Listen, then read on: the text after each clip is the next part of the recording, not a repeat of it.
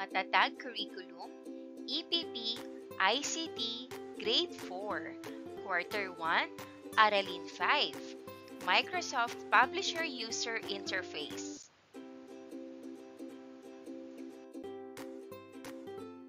Magandang buhay mga bata!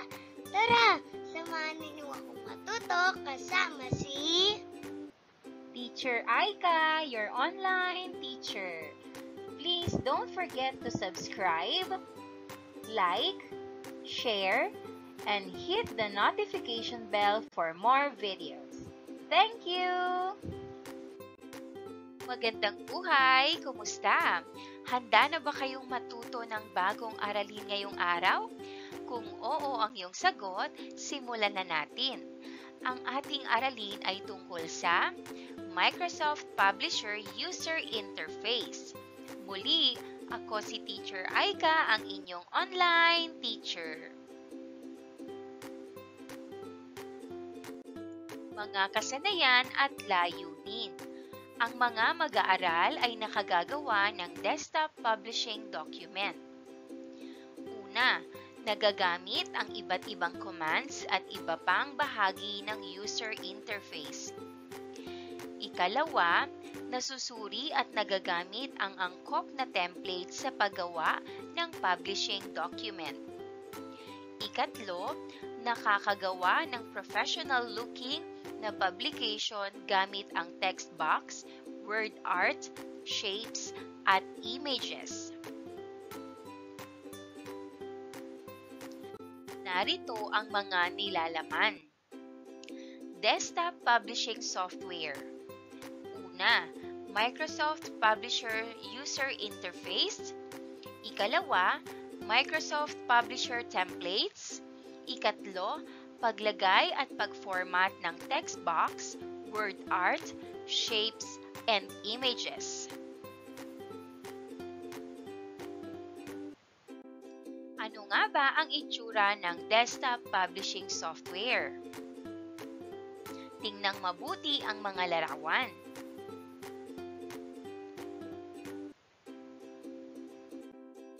Ang desktop publishing tulad ng Microsoft Publisher ay isang software na nakakatulong sa paggawa ng publications o mga dokumento na pwedeng i-print at ipamahagi.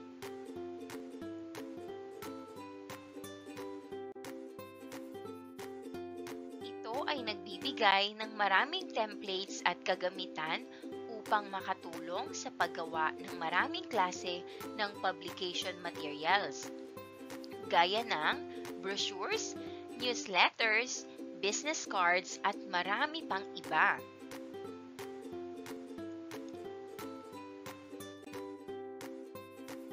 Gaya ng word processing at presentation software, ang iba't ibang bahagi ng desktop publishing software ay makakatulong sa pagkakaayos ng mga teksto, larawan, grafika, at iba pang mga elemento ng desktop publishing document. Ang isang publication ay dapat mayroong komprehensibong nilalaman at magandang disenyo. Sa pagtatapos ng araling ito, magagamit ninyo ang iba't ibang tools at commands ng user interface ng desktop publishing software. Masuri at magamit ang mga templates at mag-insert at mag-format ng text box, word art, shapes, at images. Paghawan ng bokabularyo sa nilalaman ng aralin.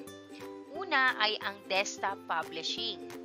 Ito ay proseso na gumagamit ng computer at espesyal na software upang lumikha ng mga dokumento tulad ng mga libro, poster, at iba pa. Template o eskema. Isang pre-designed na layout o disenyo na maaaring gamitin bilang batayan para sa paggawa ng mga dokumento. Page layout o ayos ng pahina. ang paraan ng pag-aayos ng mga elemento tulad ng teksto, larawan, at iba pa sa isang pahina.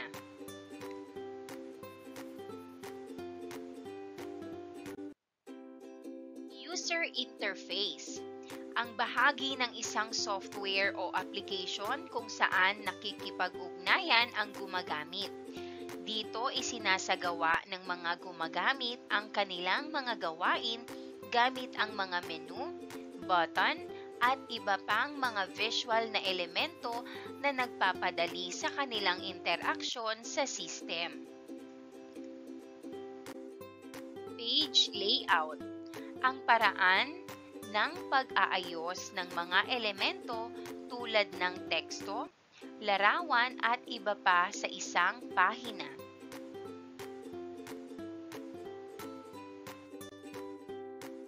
Image o imahe o larawan.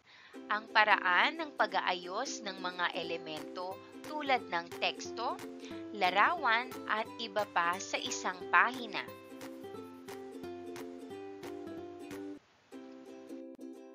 Dumako na tayo sa user interface.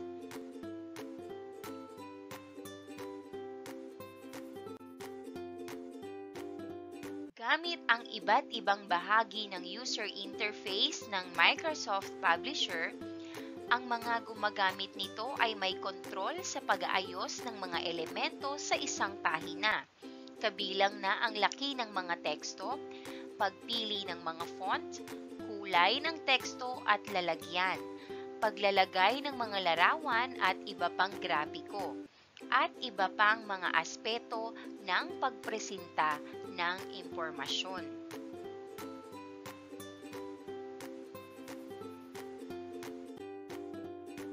Kapag binuksan ang Microsoft Publisher sa unang pagkakataon, ang Publisher, Start Screen o Home ay makikita. Dito, maaari ka nang makagawa ng bagong dokumento. Maaari ding pumili ng template o kaya'y buksan ang isang publishing document na nagawa na.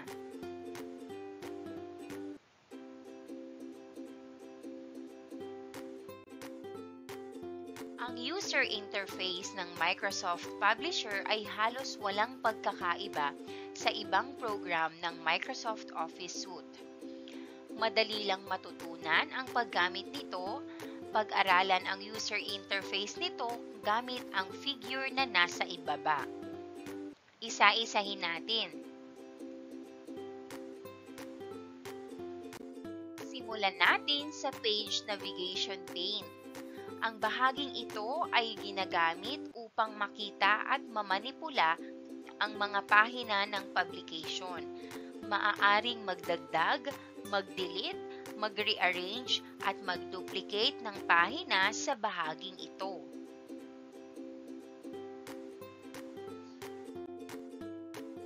Siyempre, hindi mawawala ang ribbon. Dito nakapaloob ang lahat ng mga commands na gagamitin upang magawa ang mga karaniwang gawain. Naglalaman ito ng maraming tabs na naglalaman naman ng maraming commands. Rulers. Makikita ang rulers sa itaas at kaliwang bahagi ng isang publication.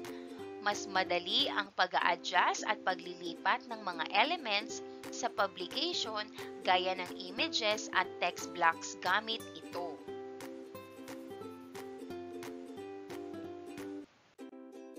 Guides. Ito ay horizontal at vertical na linya na makikita sa bawat publications. Ginagamit ito sa pag-align ng texts, images at iba pang mga objects sa pahina.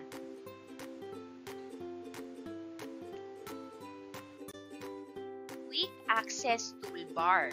Sa tuktok ng window ng publisher, ito makikita. Nagbibigay ito sa iyo ng isang click ng mga shortcut sa mga karaniwang ginagamit na function tulad ng i-save, i-undo, at gawing muli.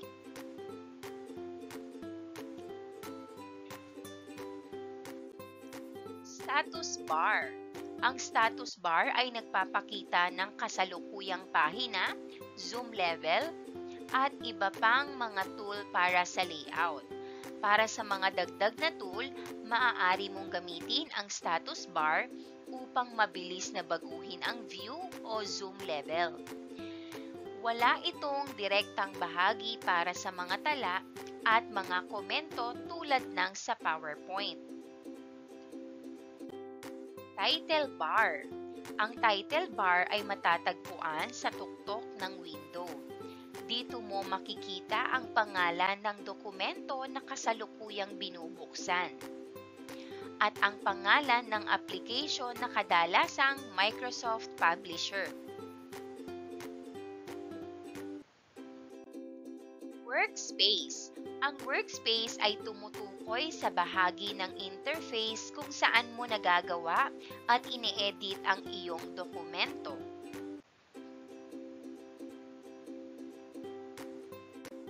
Zoom pane. Zoom pane ay isang bahagi ng interface na nagbibigay daan sa iyo upang madaling kontrolin at baguhin ang zoom level ng iyong dokumento. Ang zoom pane ay makikita sa status bar sa ibaba ng window. Ngunit, maaari rin itong ma-access mula sa mga toolbars o mula sa view tab sa ribbon.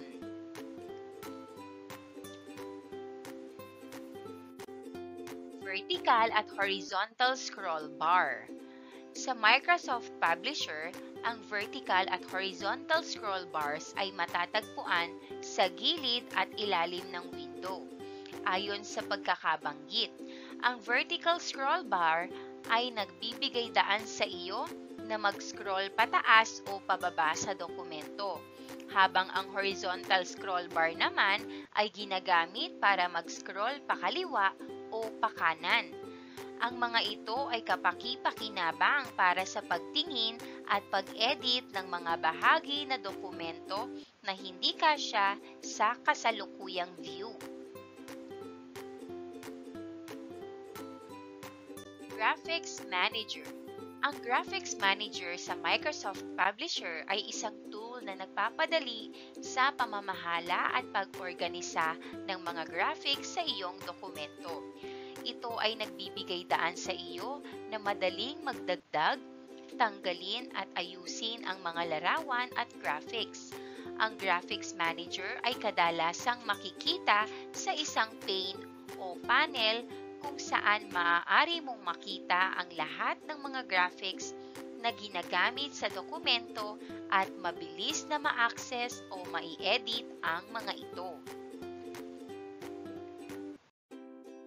Sunod naman ay ang Backstage View.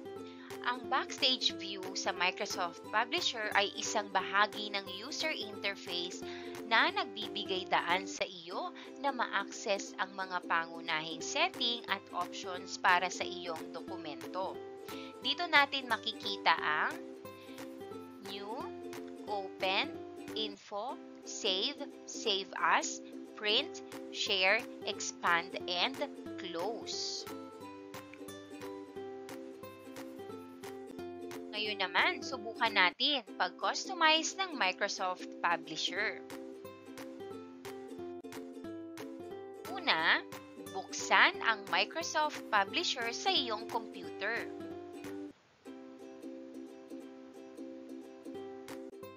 Ikalawa, ang Publisher Start screen ay makikita. Piliin ang New Blank Document at piliin ang blank 11 by 8.5 na publication.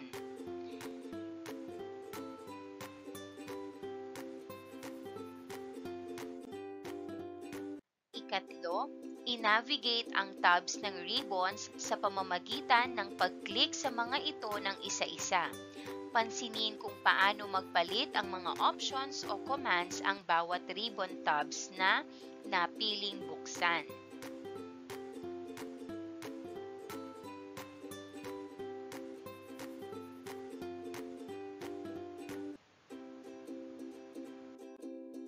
Ikaapat, magdagdag ng green guide sa pahina.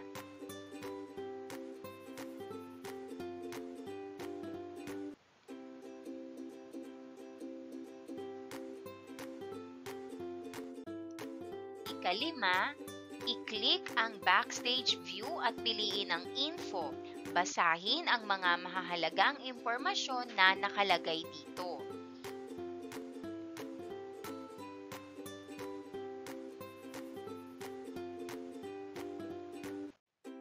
Ika-6, isara ang publisher at huwag i-save ang publication.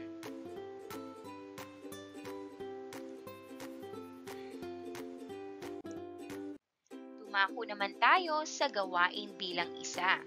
Panuto, kilalanin ang iba't ibang bahagi ng Microsoft Publisher User Interface sa pamamagitan ng paglagay ng labels sa nakalaang box. Isulat sa ibaba ng figure ang paglalarawan sa gamit ng mga bahaging ito.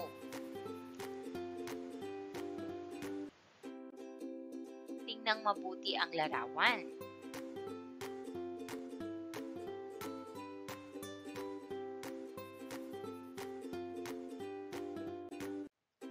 Narito ang mga kasagutan. Number 1, Quick Access Toolbar. Number 2, Title Bar. Number 3, Ruler. Number 4, Graphics Manager. Number 5, Vertical Scroll Bar.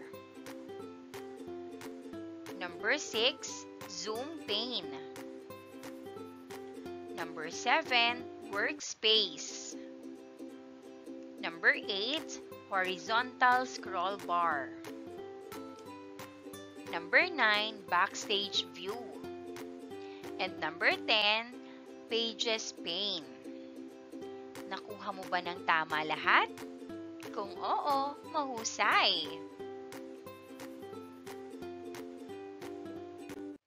Ano nga ba ang kahalagahan ng kaalaman sa mga iba't ibang bahagi ng user interface ng Microsoft Publisher? Ang kaalaman sa mga bahagi ng user interface at tools ng Microsoft Publisher ay mahalaga dahil ito ay nagpapabilis ng proseso ng paglikha ng mga dokumento. Ang paggamit ng tamang tools at commands ay nagpapadali sa pagdisenyo, pag-edit at pag-ayos ng layout. Kaya nagiging mas epektibo ang pagbuo ng mga materyales. Sa pamamagitan ng pag-intindi sa mga ito, mas magiging profesional ang kalidad ng iyong output at mas magiging organisado ang iyong workflow.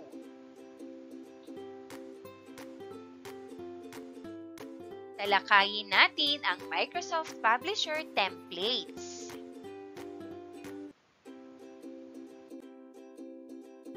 Ang Microsoft Publisher ay naglalaman ng maraming templates na maaaring pagpilian ng maraming klase ng publication gaya ng flyers, brochures, newsletters at greetings card at iba pa. Mahalaga ang paggamit ng template upang makasave ng time sa paggawa ng isang publication. Kailangang malaman, masuri at magamit ang mga templates at layouting tools upang makagawa ng angkop na publication.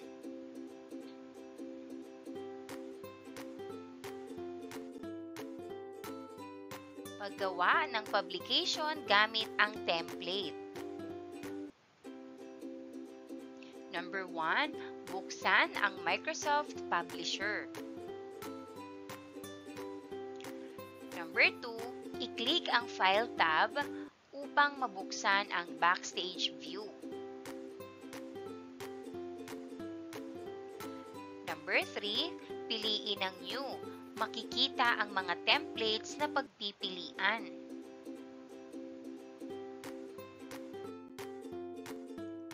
Number 4, pumili ng klase ng publication template na iyong gagamitin. Number 5, maaaring pumili ng template na built-in sa Microsoft Publisher at maaari ding maghanap sa office.com.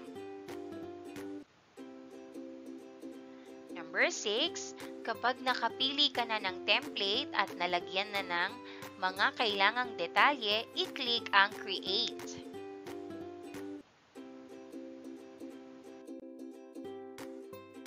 Pagpapalit ng template at pagset ng margin, size at orientation. Maaari pa ring magpalit ng template anumang oras na gustuhin.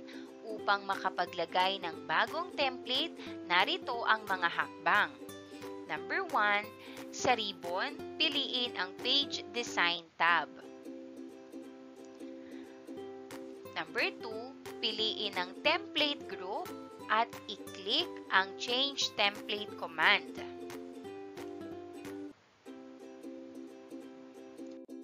Number 3, pagkatapos, makikita ang Change Template dialog box. Pumili ng bagong template. Number 4, palitan ang ibang detalye ng template at i-click ang OK.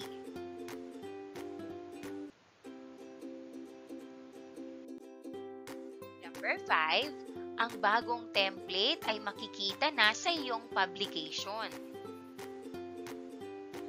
Number 6, i-click ang Page Design sa ribbon at tingnan ang Page Setup Group. Gamit ang mga commands na ito, maaaring palitan ang margin, size at orientation ng template na napili. Pumili ng angkop na margin, size o orientation at i-click ang OK.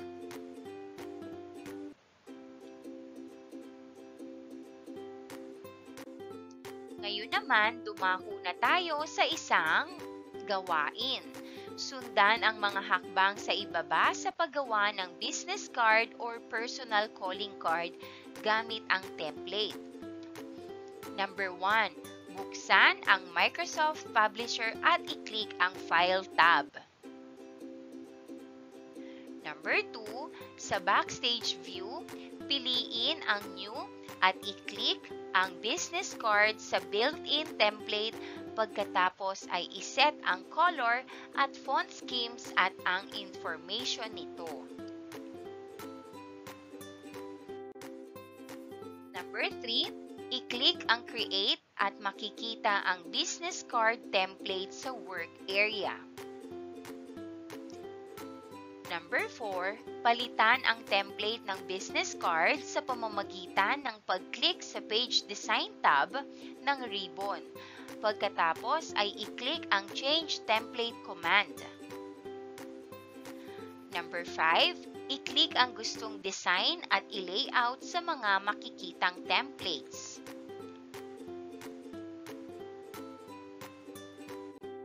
Number 6, makikita na ang bagong template ng business card sa working area. Number 7, i-navigate ang margin, page size, at orientation upang makita kung anong mas angkop na settings ng template sa pamamagitan ng pag-click sa Page Design tab sa ribbon. At number 8, i-click ang drop-down arrow sa margins ng Page Setup Group. Makikita ang listahan ng margins. I-click ang napiling margin.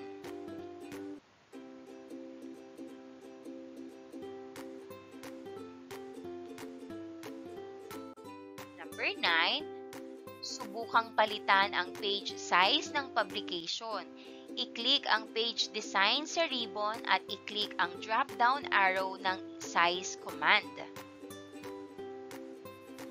Number 10, pumili ng angkop na size upang palitan ang size ng business card. Number 11, subukan ding palitan ang orientation ng business card. Sa Page Setup Group ng Page Design ay i-click ang drop-down arrow ng orientation.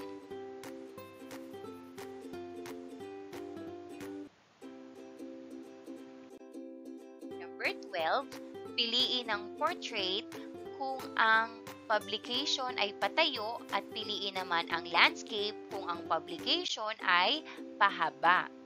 Pansinin ang pagkakaiba.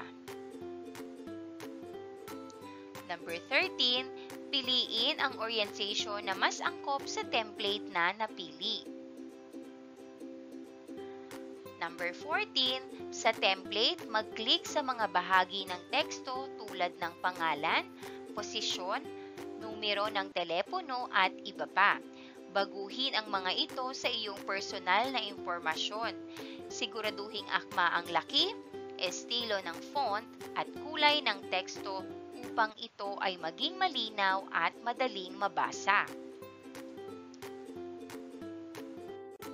Number 15, kung nais magdagdag ng larawan sa iyong calling card, mag-click sa mga larawan sa template at mag-upload ng iyong sariling larawan mula sa iyong computer.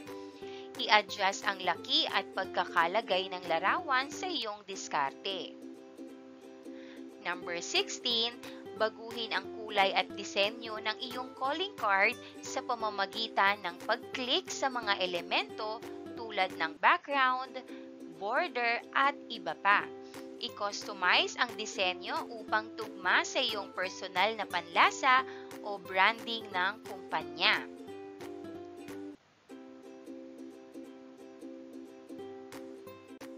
Number 17, tiyakin na ang lahat ng mga elemento sa iyong calling card ay nasa tamang lugar at hindi nag-overlap.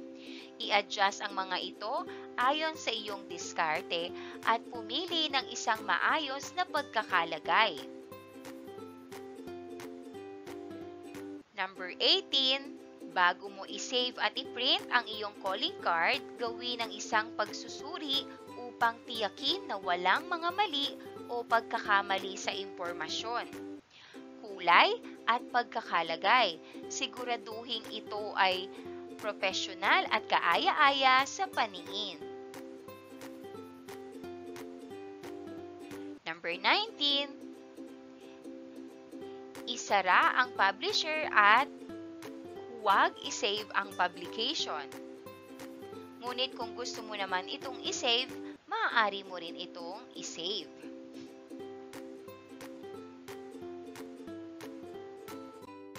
Sagutang papel ng pagkatuto. Ang pamagat o paksa ng ating aralin ay My Templates.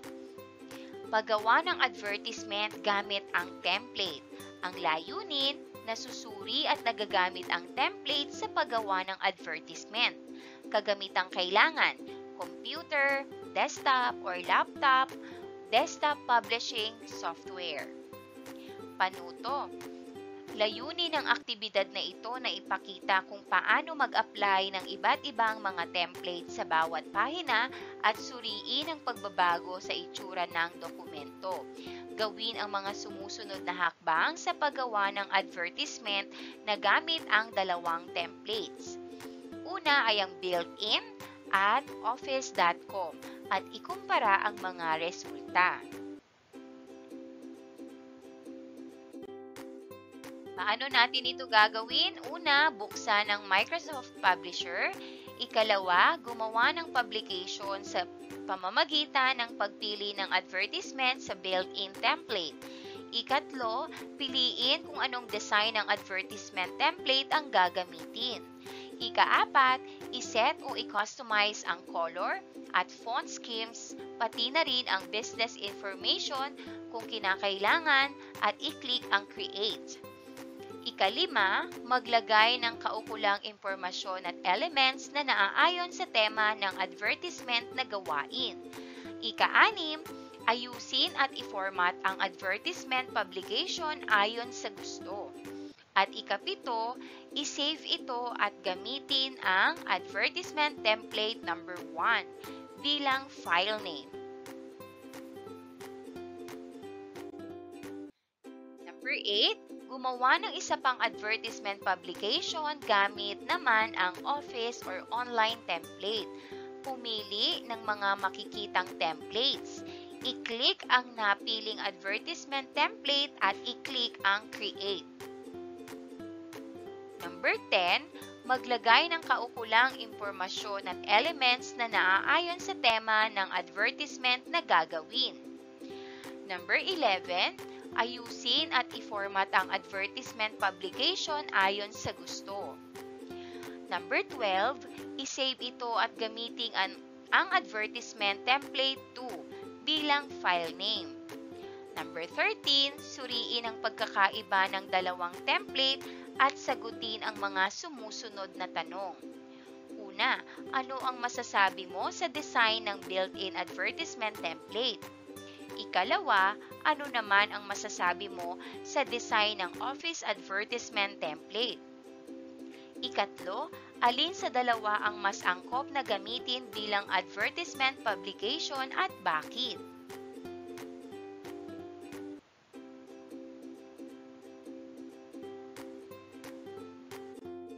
Maraming salamat sa panonood! Huwag kalimutang i-like at mag-subscribe para sa higit pang educational content. I-click ang bell icon para ma-update ka sa ating mga bagong video. Salamat!